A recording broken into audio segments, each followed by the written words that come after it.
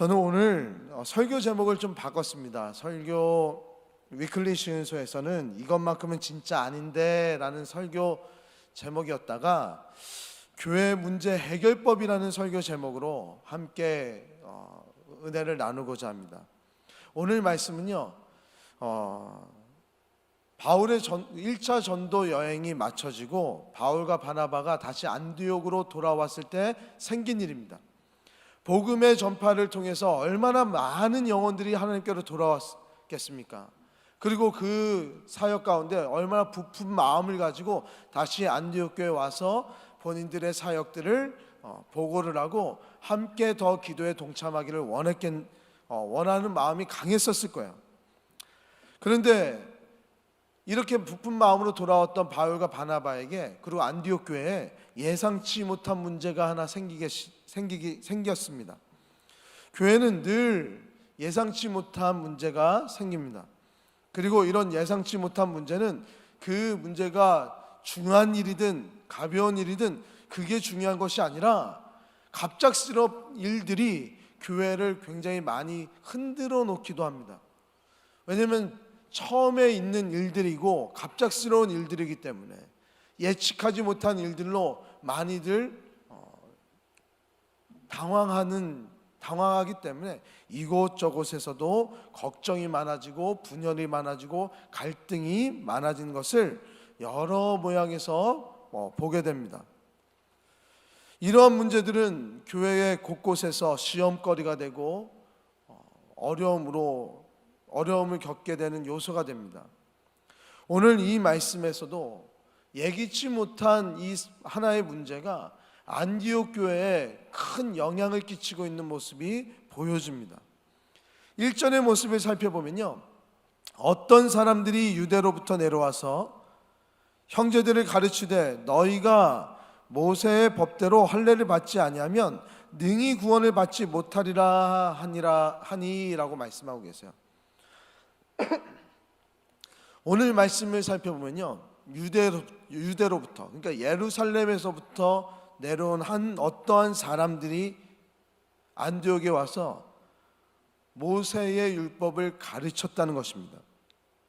그 어떤 사람들은 예루살렘 교회에서 아주 영향력 있고 소위 주류에 해당되는 성도였습니다. 제가 여기를 성도라고 한 이유는 바리새인들이라고 표현되어지는데, 바리새인이라고 얘기를 하면 자꾸 우리는 경계를 딱 지어서 나랑은 상관없는 다른 부류라고 생각되어지기 때문에 저는 예루살렘 교회 주류에 있는 성도라는 표현을 한 것입니다. 누구에게나 오늘 같은 이 갈등의 요소들은 펼쳐져 나갈 수 있기 때문에 그래요. 그들은 예수님을 믿었던 바리새인들이었어요. 복음을 접하였고 새로운 이 복음에 감동하여서 예수님을 구세주로 섬기고자 각오를 했어요. 그들은 열심이었기 때문에 복음에 대한 열정과 말씀에 대한 열정이 그들에게도 있었듯 보입니다. 왜냐하면 예루살렘에서 안디옥까지 굳이 와서 새롭게 예수님을 믿게 된 성도들에게 나와서 이 모세의 오경, 모세의 법, 모세의 오경을 통한 하나님과 아브라함과 맺은 이 할례의 언약을 굳이 이야기하고 있었다는 거예요. 아마도 그들이 가르쳤던 이 할례의 언약은 창세기 17장 9절에서부터 나온 9절에서 10절의 말씀이었던 보입니다. 하나님이 또 아브라함에게 이르시되 그런즉 너는 내 언약을 지키고 내 후손도 대대로 지키라.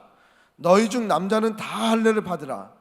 이것이 나와 너희와 너희 후손 사이에 지킬 내 언약이니라 라고 말씀하고 계세요.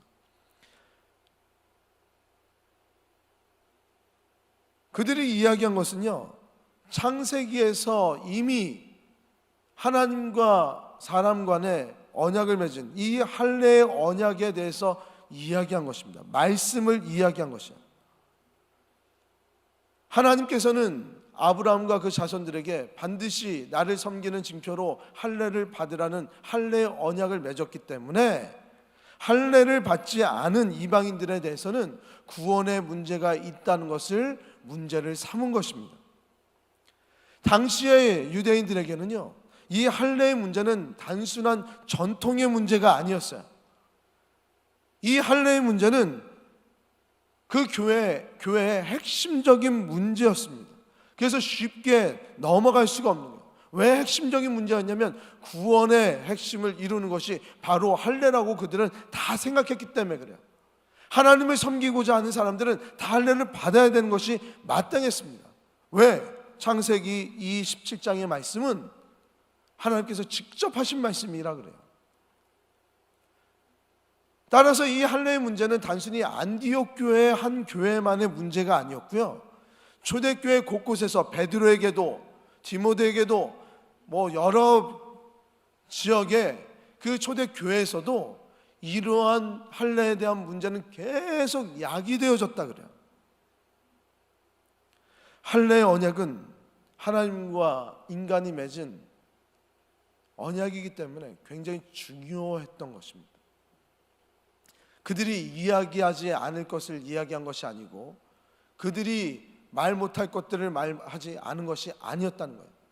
그들은 가르쳐야 될 거라 생각해서 열심을 내서 당연하게 교육을 시킨 것입니다.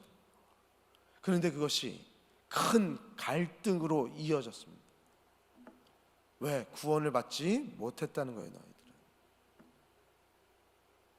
그래서 이 갈등 가운데서 우리가 이 할례 문제가 이런 갈등을 야기하고 있는데, 저는 우리 성도님들에게 먼저 이 할례를 왜 하나님께서 아브라함에게 이 할례의 언약을 맺으라고 하셨을까, 이거를 먼저 나누고 싶은 거예요. 하나님께서는요, 아브라함에게 할례를 요구한 의도가 분명히 있었을 것입니다.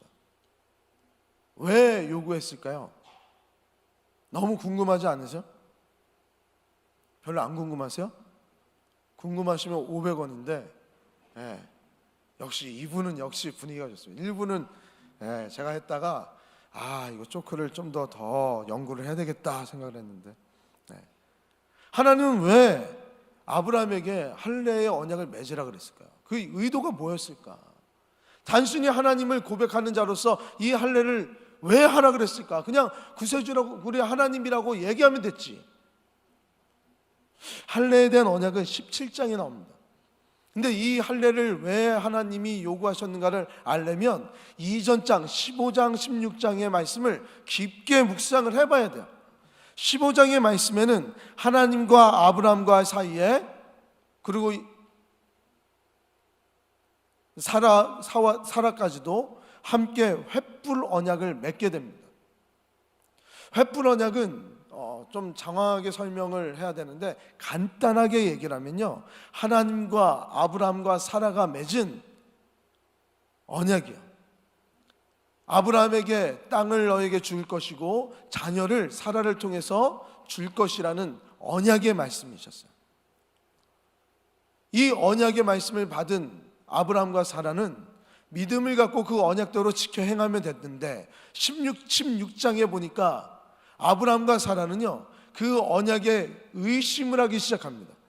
왜냐하면 자신의 몸의 상태가 이제 너무 노화가 되어서 아이를 잉태할 수 없다는 것을 너무 잘 아는 나이가 돼버린 거예요.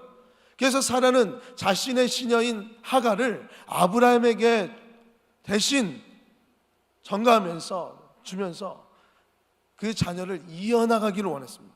하지만 하나님은 하갈을 통해서가 아니라, 다른 이들을 통해서가 아니라 사라를 통한 그 대이음을 허락하셨는데도 불구하고 그들은 하나님의 언약을 깨트려 버린 겁니다. 오랜 기간 아이를 갖지 못한다는 이유 때문에 하나님과 자신들이 맺은 언약을 깨트린 거예요. 당시에 하나님과 맺은 언약을 깨트리면요, 그 언약을 깨트린 자들은 다 죽음밖에 없었습니다. 정령 죽으리라 밖에 없었어요. 그러니까 아브라함과 사라는 정령 죽을 수밖에 없는 처지에 놓여져 있는 겁니다. 우리가 생각할 때 아브라함은 믿음의 사람 아닙니까? 이렇게 허무하게 죽을 수밖에 없었던 사람이 바로 아브라함이었어요. 그런데 하나님은 16장에서 언약을 깬 그 모습을 알매도 불구하고 다시금 17장에 아브라함에게 찾아와 주셔서 죽을 수밖에 없었던 이 아브라함을 다시 찾아가 주셔서 살려주셔서 할례의 언약을 맺게 하십니다. 그러면서 이 아브라함을 통해서 자신의 구속의 역사를 이어나갈 것을 다시 한번 확고하게 말씀하고 계시는 거예요.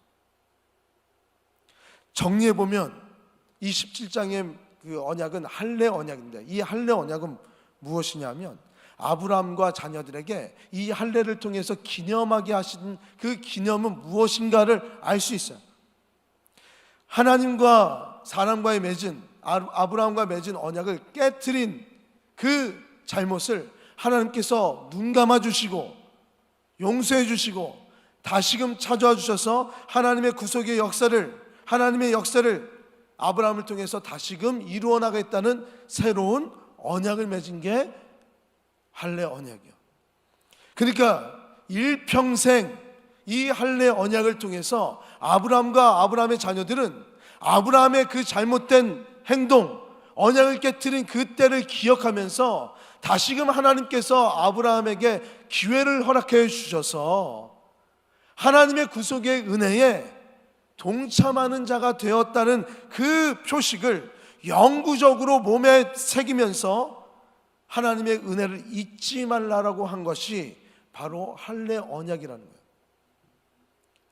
제가 횃불 언약도 간단하게 말씀드렸지만 횃불 언약도 설명해드리면 다시 오실 예수님을 예표하는 언약입니다. 아브라함이 꿈을 꾸는데 하나님 앞에 제사를 드립니다.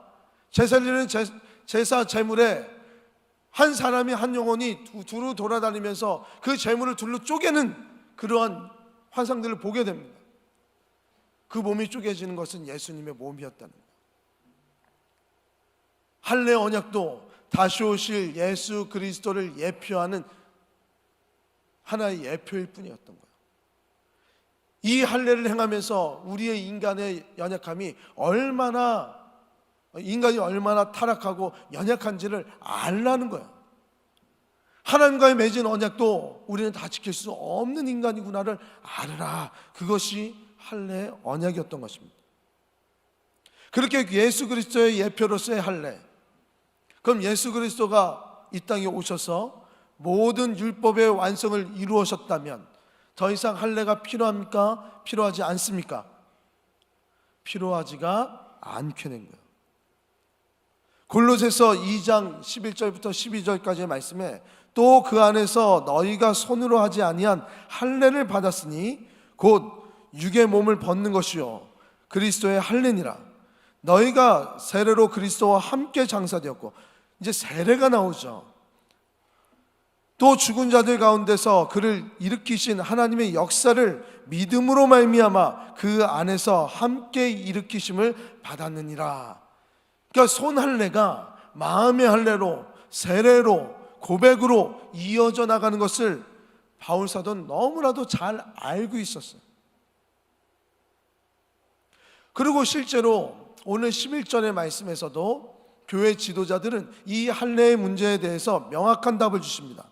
주 예수의 은혜로 구원받은 줄로 믿노라 라고 얘기하면서 오직 구원은 예수 그리스도의 은혜밖에 없음을, 할례를 통해서 구원을 확증되어지는 것이 아니라 예수 그리스도의 은혜로 말미암아 구원받은 것이라고 확증하고 있어요. 그러니까 이 할례의 문제는 이제 더 이상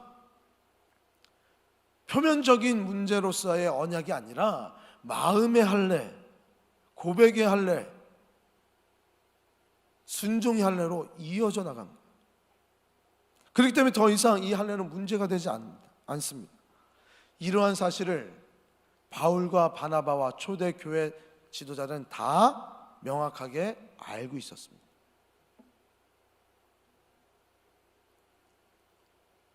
그래서 많은 갈등이 일어나는 거예요. 잘못된 말씀을 가르치니까. 바울은요, 안디옥 교회가 자신의 첫 사역지입니다. 부름 받아서 사도로서 사역한 첫 사역지였어요. 예루살렘 교회를 세울 때 바울은 없었습니다. 첫사랑은 굉장히 강합니다. 위로의 사람 바나바와 복음의 열정을 갖고 있어서 복음을 전파하는 일에 최선을 다했던 이 바울이 복음으로 사람을 위로하며 이방인들에게 말씀을 전파할 수 있는 하나님의 은혜가 가득했던 이 안디옥 교회, 모든 것이 아름다웠고 모든 것이 새로웠고 모든 것이 기쁨밖에 없었던 이 안디옥 교회를 쑥대밭으로 만들었던 이 사람들을 바울은 용서를 할 수 있었을까요? 없었을까요? 그는 이 사람들을 자신의 마음속으로 굉장히 악한 사람으로 봤습니다. 이들을 떠올리며 이야기할 때 갈라디아서 2장 4절에 이들에 대해서 이렇게 얘기합니다. 가만히 들어온 거짓 형제들이라고. 이건 우리가 성경이라는 것 때문에 이렇게 굉장히 격에 차려진 번역으로 이루어진 거죠. 이거는 거짓 형제들이에요. 은밀하게 들어서 악한 형제들이에요. 거짓 형제들이에요.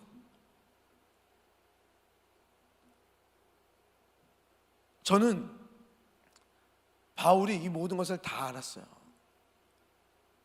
그러면서 그들을 향해서 새로운 일들을 잘못됐다는 것을 논쟁을 통해서 다 해결할 수 있었던 능력을 갖췄다고 저는 생각을 해요. 그런 카리스마도 갖췄고 그런 위치도 있었고 많은 학식들도 다 갖춰진 사람입니다. 그런데 바울은요, 이 문제를 해결할 때 특이한 태도를 보입니다. 저는 지금부터 이제 제 설교가 들어가는 거예요. 이건 상황 설명이고요. 모든 것을 다 알았어요. 할례의 문제는 예수 그리스도의 예표라는 것을 너무 잘 알았어요. 그런데 바울은 이 문제를 다룰 때 말씀에 따라 반응하는 태도를 보입니다. 저는 이 면에 우리가 주목하기를 원하는 거예요. 초대교회 사도들과 바울은 이 문제를 다루는 태도를 달리했고 우리는 그것을 배우면서 지금 우리 곳곳에 교회 문제들이 많이 일어나지 않습니까? 이 시대에 우리는 문제가 일어날 때 어떤 태도로 이 문제를 다뤄야 하는가를 나누고 싶은 거예요. 제가 설교 제목 처음에는 이것만은 진짜 아닌데 라고 했던 게, 이런 생각들은 항상 양측에 다 똑같이 존재합니다. 할례를 해야 되는데 할례만큼은 해야 되는데, 반대편에서는 할례는 아무것도 아닌데 하는 것도 아무것도 아닌데, 진짜 이것만큼은 아닌데, 서로 첨예하게 대립되는 이 갈등 안에서 우리 성도들은 어떻게 이 문제를 다뤄야 될까요? 그 첫 번째 태도가, 사도 바울은요, 교회 권위자들에게 이 문제를 해결하도록 의뢰를 했습니다. 2절에 보니까요, 바울과 바나바는 예루살렘에 있는 사도와 장로들에게 이 문제를, 서신을 보내면서 이 문제를 이양시킵니다. 바울과 바나바는 이미 율법에 통달했다고 말씀드렸어요. 모든 답을 다 알았어요. 어떻게 설득할지도 알았어요. 그럼에도 불구하고 바울은요, 자신이 고집스럽게 혼자서 교회의 질서를 잡고자 노력하지 않았다는 거예요. 이 교회의 질서를 바로 잡고자 선택한 것이 권위자들에게 이 문제를 맡깁니다. 저는 이 권위자에 대해서 우리 세대가 예민하게 반응을 한단 말이에요. 저는 권위자와 권위주의와 좀 다르게 생각해 달라는 거예요. 권위주의는 다른 거죠. 권위를 갖고 있는 사람이 모든 것을 좌지우지하려고 그러는 게 권위주의 아닙니까? 내가 틀린 얘기를 해도 강압적으로 이것을 맞다라고 얘기하면서 이것들을 요구하는 것이 권위주의자들이죠. 근데 권위자들은 무엇이냐면, 정말 우리 초대교회에서는 하나님의 방식대로 말씀을 깊이 묵상하며 그 말씀대로 따르는 자들을, 말씀대로 어떻게 하면 이것을 해결할 수 있다를 의지하며 살아가는 그 권위자들을 말하는 거예요. 내가 혼자가 아니라 말씀에 순종하고 말씀에 비춰서 이 교회 문화들도 알고 지적 말씀도 훌륭하게 다 깊게 아는 자들, 그들에게 맡겼습니다. 그리고 그 권위에 순종합니다. 그 결과에 순종하는 모습이 나타나요. 이것이 초대교회 성도들이 보여준, 그리고 사도 바울이 보여준 모습이야. 사도 바울은 왜 이미 뭐가 잘못됐는지를 다 알았는데도 불구하고 권위자들에게 이 문제를 전가시키면서 그들의 손을 빌렸을까? 이것을 생각해보고 묵상해봤습니다.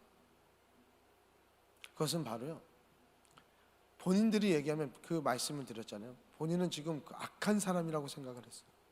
그런데도 불구하고 사도 바울은 이 할례의 문제를 고스란히 자신의 삶으로 갖고 온 태도를 보인 거예요. 할례는 뭐라 그랬습니까?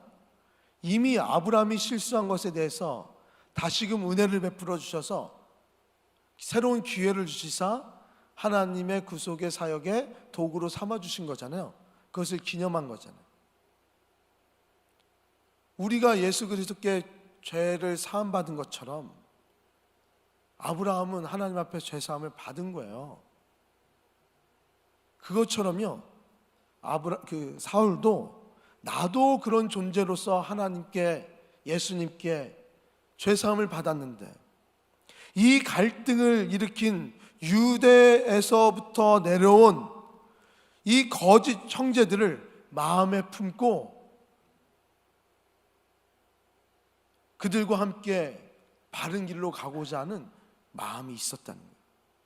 그들에게 적대적인 마음을 표출하지 않았던 거예요. 자신의 혈기를 보이지 않고 열린 마음으로 그들을 품어주면서 이 문제를 해결하고자 하는 마음이 사도 바울에게는 있었다는 거예요. 그 마음을 볼 수 있는 눈이 우리들에게는 있어야 될 줄 믿습니다. 교회는 계속적으로 성장하면 성장할수록 첨예한 갈등들이 계속 일어날 겁니다. 가만히 있는 교회가 아니기 때문에 우리 교회는요, 계속적으로 부흥이 일어나야 되고 교회는 계속 움직여지기 때문에, 그리고 세상과 하나님의 말씀은 늘 충돌하기 때문에 우리는 갈등이 야기되어질 수밖에 없어요. 근데 그 갈등을 어떻게 푸냐, 그것은 하나님의 은혜 받은 자로서 복음대로 풀어나가자는 모습을 사도 바울은 삶을 통해서 우리에게 보여주고 계신 거예요. 교회가 갈등이 일어날 때 맞는 소리와 틀린 소리 누가 봐도 아는데, 맞는 소리를 할 때, 틀린 소리를 할 때 계속 그 안에서 이야기를 하면 그 문제가 해결이 되던가요? 되지가 않고 더 갈등은 깊어집니다. 갈등만 남고 미움만 남고 상처만 남을 뿐입니다. 그럴 때 우리는 서로를 배려해주고 품어줘야 되는 마음을 가져야 합니다. 그리고 지혜를 구하면서 권위자에게 이 문제를 맡기는 거예요. 우리 교회에 운영위원회가 있습니다. 운영위원회 결정이 있어요. 우리 운영위원회 결정에 따라 주시잖아요. 그와 같은 겁니다. 이 운영위원회와 초대교회가 권위자에게 문제 해결의 방안을 넘기면서 그들에게 순종한 이유가 있습니다. 그 이유는요, 하나님 나라의 교회는 완전해요. 하나의 결점도 없어요. 하지만 이 땅의 교회는 불완전해요. 왜? 우리가 불완전하기 때문에. 그래서 우리는 완전한 하나님의 나라, 완전한 그 교회가 임할 그때까지 불완전한 이 교회에서 완전한 교회의 모습을 떠올리면서 그 믿음을 지켜나가면서 살아가는 것뿐이에요. 우리는 완전하지 않은 것처럼 우리 지상의 교회는, 이 땅의 교회는 불완전합니다. 그러다 보니까 이 불완전한 교회에서 하나님의 뜻을 어떻게 할 수 있어요? 같은 해석을 가지고도 지금도 할례에 대해서도 예루살렘 교회의 정말 핵심적인 그 성도들은 이 할례를 받아야 돼서 구원의 문제를 다시 다뤄야 된다 얘기를 하고 있고, 사도들은 그게 아니라고 하는데 이해를 못하고 있는데 어떻게 하냐는 거예요. 하나님의 뜻을 명확하게 우리 교회에서 알 수 있는 사람이 있습니까? 말씀밖에 없지만 말씀에 대한 해석에서도 서로 첨예한 해석들이 계속 일어나잖아요. 그럴 때 초대교회 성도들은요, 그 완전하지 않음을 인정해야 하는 거예요. 그리고 이 초대교회 성도들은 서로 대화를 통해서, 회의를 통해서 가장 하나님의 말씀의 뜻에 가까운 것이 무엇인지를 말씀에 비추어서 찾아 나선 겁니다. 그것이 권위자들에게 맡긴 거야. 그리고 그 권위자들에게서 하나님의 말씀과 가장 가까운 해결점이 결정이 나면 하나님께서 이 나라와 이 세계를 이끄시는 통치라는 것을 믿고, 아무리 교회 리더십들이 잘못했다 할지라도, 그것이 잘못된 결정이라 할지라도 그 안에서 하나님께서 역사하신 것으로 간주하여 그 말씀에 따랐던 거예요. 왜? 성경의 모든 역사는요, 잘못된 왕들의 선택 가운데서도 하나님은 그들 위에 계셔서 하나님의 통치의 구속의 역사를 자신의 방법대로, 자신의 역량대로 이끌어 나가신 것을 계속 바라봤었잖아요. 따라서 완전한 해결책이 아니더라도, 동의할 수 없더라도 그들은 그 결정에 순종했습니다. 왜? 하나님의 뜻이 그곳에 있음을 간주하며 살아간 거예요. 우리 성도님들은 여기서 굉장히 중요한 단어를 기억해야 됩니다. 간주하다라는 단어예요. 간주하다. 간주하다는 뜻이 무엇입니까? 간주하다는 뜻은요, 무엇을 어떠하다고 생각하거나 여기다라는 것입니다. 우리 교회는 불완전해요. 가장 하나님의 뜻이 무엇인지를 쫓고, 그것을 쫓은 것을, 결정을 하나님께서 임하셔서 하나님의 뜻대로 우리를 이끄실 것이라는 믿음 가지고 이것이 하나님의 말씀이라고 간주하며 살아가는 인생들입니다. 우리는 복음밖에 없어요. 하나님의 뜻은 복음밖에 없어요. 근데 문제는 해석하는 우리들이 다 다르단 말이에요. 온전히 해석할 수 있는 사람들과 그 안에서 고민하는, 회의를 통해서 함께함으로 말미암아 바른 길을 찾으려고 노력했던 것이 바로 초대교회 성도들의 모습이라는 거예요. 우리는 이 땅에서 문제가 생기면 하나님의 뜻을 찾으려고 먼저 노력하고 말씀에 비추어 이 문제를 어떻게 다뤄야 되는지를 찾아 나서는 우리 지은숙교회 성도 되시기를 주님의 이름으로 축복합니다. 할례의 언약이 양측을 나눴지만 이 할례의 언약의 핵심이 이 갈등을 해결하는 포인트가 되어버렸어요. 예수밖에 없다는 거예요. 사랑밖에 없다는 거예요. 그렇다면 무조건 권위자들을 다 어떻게 신뢰할 수 있습니까? 권위자들은 어떻게 해야 됩니까? 우리 교회의 리더십들은 이 막중한 짐을 우리가 지고 나가는데, 그리고 이제 실행위원이나 여전도회나 각각회나 다락방이나 소그룹 안에서 조그마한 그 소그룹 안에서의 갈등도 일어나는데, 그때마다 우리는 어떻게 판단하고 어떻게 바른 길로 나가야 되는가 궁금해지잖아요. 그것도 초대교회 성도들이 오늘 13절, 15장 3절, 13절의 말씀 이후부터 쫙 얘기를 하고 있습니다.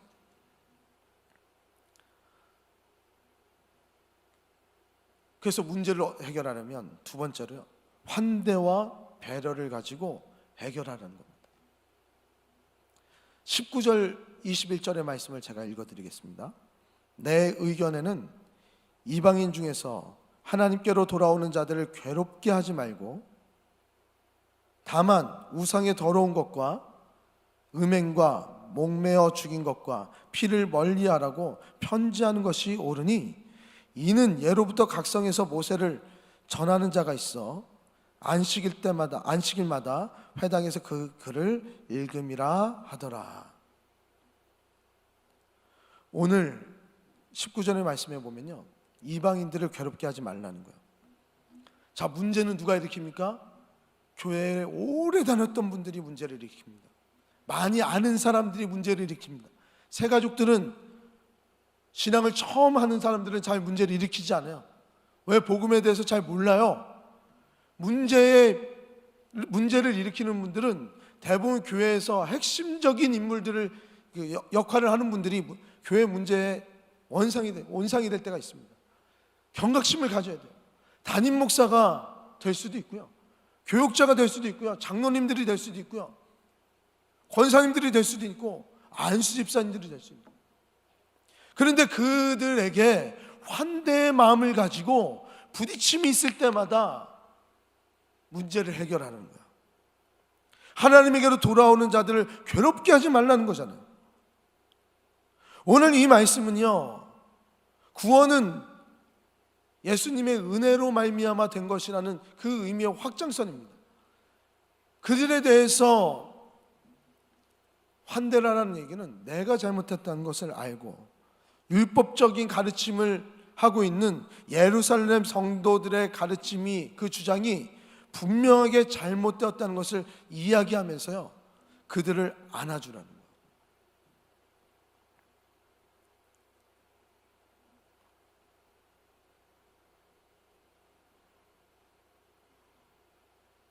복음에 대해서 우리가 잘못됨을 알았다면 회개를 하고요, 함께 안아줘야 합니다.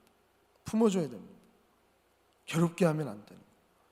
서로 환대를 하며 그 문제를 해결해 나가야 돼요. 그리고 20절과 21절에 보니까 이 유대인들이 얼마나 마음이 아프겠어요. 자신들이 잘못했다는 걸 딱 짚어줬으니까. 그들에게도 배려가 나타납니다. 상심에 빠질 법한 그들에게 배려를 하고 있어요. 유대인의 전통을 다 무시하지 않습니다. 그 전통을 파괴하지 않고요, 오히려 그 전통을 세워주고 있습니다. 우상의 더러운 것과 음행과 목매어 죽인 것과 피를 멀리하라는 이 편지를 쓰라고 한 이유는 뭐냐면, 이방인들이 예수님을 믿고 그들이 이전에 했었던 그 식생활과 또 다른 이방인으로서의 습관들이 묻어나 있는 게 있잖아요. 그것들에 대해서요, 경고를 하고 있는 겁니다. 이미 있는, 기존에 있는 성도들을, 유대인들을 마음을 노엽게 하지 말라는 거야. 서로 맞춰 나가라는 거야. 자, 교회는 요즘 턱을 낮추라는 얘기를 참 많이 하죠. 근데 교회만 턱을 많이 낮추다 보니까 문제가 생깁니다. 전통이 사라져가고 있어요. 좋은 전통들이 다 사라집니다. 근데 오늘은 어떻게, 누구한테 턱을 낮추라는 겁니까? 이방인들에게 자신들의 턱을 낮춰서 교회의 전통에, 유대의 전통에 맞춰 나가라는 거야. 그들은 더러운 것과 음행이 그냥 문화였던 이방인이었어요. 자신들이 섬겼던 그 신들이 음행의 신이었어요. 그러니까 자신의 삶에서 음행은 너무나 당연했던 거예요. 목매어 죽인 것을, 그 고기를 먹은 것은 당연했던 거예요. 그런데 이 유대인들은 죽은 고기도 먹지 말아야 되고, 죽은 피도 멀리해야 되고, 죽은 고기도 멀리해야 되고, 특히나 목매어서 죽인 것들은 절대 먹지 말아야 되는 건데 마음을 자꾸 불편하게 하니까 서로 배려를 하면서 맞춰 나가라는 거 아닙니까? 이방인들에게 그 환대를 받은 이방인들은 자신의 습관대로 음행이나 죽은 고기나 피를 먹는 것을 계속적으로 하는 것을 금하면서 기존의 성도들에게 거부 반응이 없도록 그들을 배려하라는 것입니다. 교회는 환대와 배려가 있으면 모든 갈등이 다 사라지게 되는 것입니다. 믿으십니까? 처음 오신 분들도 이 교회는 왜 그래? 우리 교회에 전통이 있어요. 전통이 율법이 되지 않게, 전통이 우상이 되지 않게 저희도 고민을 굉장히 많이 하고 있습니다. 전통이 말씀이라고 저희도 생각하지 않습니다. 하지만 각 교회마다 전통이라는 것이 있습니다. 그 전통은 아름답게 만들기 위해서 더욱더 교회가 교회되게끔 하나님의 지교회로서 이 교회를 향한 하나님의 뜻을 이루어 나갈 수 있도록 우리는 그 힘을 갖는 것이 우리의 전통입니다. 하나님의 뜻에 맞춰서 우리의 전통들을 아름답게 만들어 나가는 거예요. 그리고 새로운 신자들에 대해서는요, 우리가 환대해야 되는 겁니다. 우리가 조금 더 우리가 볼 때 부족함이 있어도, 연약함이 있어도 우리는 환대해야 됩니다. 새 신자뿐입니까? 연약한 성도와 조금 믿음이 굳건한 분들, 연약한 성도에 대해서는 환대를 해주는 거예요. 왜 교회는 항상 잘못 얘기하는 그 사람들의 편을 들어주는 것처럼 보입니까? 우리도 문화가 있지 않습니까? 아니요, 먼저 배려를 해야 돼요. 연약한 자들 배려를 하고 그 배려를 통해서 그 환대를 하고 그들을 우리의 문화권으로 자꾸 성숙하게끔 만들어 놓는 거란 말이에요. 초대교회는 모든 문제를 이 환대와 배려를 통해서 해결을 했고, 이 갈등의 국면에 있었던 안디옥 교회는 이제 새롭게 태어나서 전혀 다른 또한 사역을 계속 펼쳐져 나가게 됩니다. 우리는 조금 성경을 읽으신 분들은 갈등이 없는 교회 한 교회만 가장 아름다운 교회고, 초대교회 많은 교회들이 갈등이 있었다고 할 때가 있는데 절망할 필요가 없는 거예요. 모든 문제는 모든 교회는 다 갈등이 있는 거예요. 그 갈등을 어떻게 해결하느냐? 환대와 배려를 통해서 하나님의 아름다움을 끼치라는 거예요. 왜? 하나님께서 이미 우리에게 아브라함의 때 이 할례의 언약을 통해서 우리를 환대해 주셨어요. 다시 죽어 마땅한 우리를 환대해 주셨어요. 아브라함은 그 뜻을 돌이켜서 하나님의 복음의 말씀에 맞춰 나가는, 하나님을 배려하며 하나님을 칭송하며 하나님을 예배하며 그 뜻에 순종하며 살아갔던 거예요. 그런 모습을 고스란히 초대교회 지도자들과 성도들은 이 모습을 보이면서 모든 문제를 다 해결해 나갔다는 것입니다.